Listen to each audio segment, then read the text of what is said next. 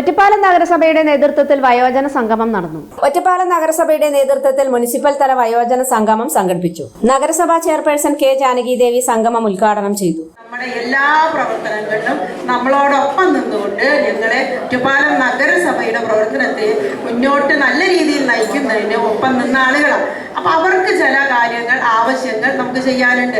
ഒന്ന്, ഇവിടെ നമ്മുടെ കവിത ഡോക്ടർ പറഞ്ഞത് ഞാൻ കടമെടുക്കുകയാണ്. ഒന്ന്, ഒരു കൂടിച്ചേരൽ. വയസ്സായ ആളുകളുടെയൊക്കെ വിചാരം എന്താണ്, ഒരു ഇത്തിരി പ്രായം ചെന്ന ഞാൻ ഒറ്റയ്ക്കാണ്. ഇപ്പൊ ചിലപ്പോൾ കുട്ടികളൊക്കെ ജോലിക്ക് പോയിട്ടുണ്ടാവും, പഠിക്കാൻ പോയിട്ടുണ്ടാവും, അച്ഛനോ അമ്മയോ മാത്രം വീട്ടിലുണ്ടാവുക. ചിലപ്പോൾ അച്ഛൻ മാത്രം വീട്ടിലുള്ളവരുണ്ട്, അമ്മ മാത്രം വീട്ടിലുള്ളവരുണ്ട്. അപ്പൊ അവരുടെയൊക്കെ വിചാരം ഒരു ഒറ്റപ്പെടല. അപ്പൊ അവർക്കൊക്കെ ഇടയ്ക്ക് കിട്ടുന്ന ഒരു അവസരം, ഒരു സന്തോഷിക്കാനൊരു അവസരം, അത് ഏറ്റവും പ്രധാനമാണ്. അപ്പൊ അവരൊന്ന് കൂടിച്ചേരുക. അപ്പൊ ഇതിന് മുന്നിൽ നമ്മൾ വയോജന സംഗമം നടത്തി, അപ്പൊ അവരൊന്ന് കൂടിച്ചേരുന്നു, സന്തോഷിക്കുന്നു. കൂട്ടത്തിൽ അവർക്കൊരു പരിഗണന, അതാണ് അവർക്കൊരു മെഡിക്കൽ ക്യാമ്പ് നമ്മൾ സംഘടിപ്പിക്കാമെന്ന് പറഞ്ഞ് അപ്പൊ തന്നെ ആയുർവേദ ആശുപത്രിക്ക് കത്തയക്കുകയും അവർ നേരത്തെ തന്നെ ഇവിടെ വരികയും ചെയ്തിട്ടുണ്ട്. നഗരസഭാ വൈസ് ചെയർമാൻ കെ രാജേഷ് അധ്യക്ഷത വഹിച്ചു. ക്ഷേമകാര്യ സ്ഥിരം സമിതി ചെയർമാൻ അബ്ദുൽ നാസർ, നഗരസഭാ കൗൺസിലർമാർ, Vayomithra medical officer doctor Radhika, KSSM ജില്ലാ കോർഡിനേറ്റർ മൂസ പതിയിൽ തുടങ്ങിയവർ സംസാരിച്ചു.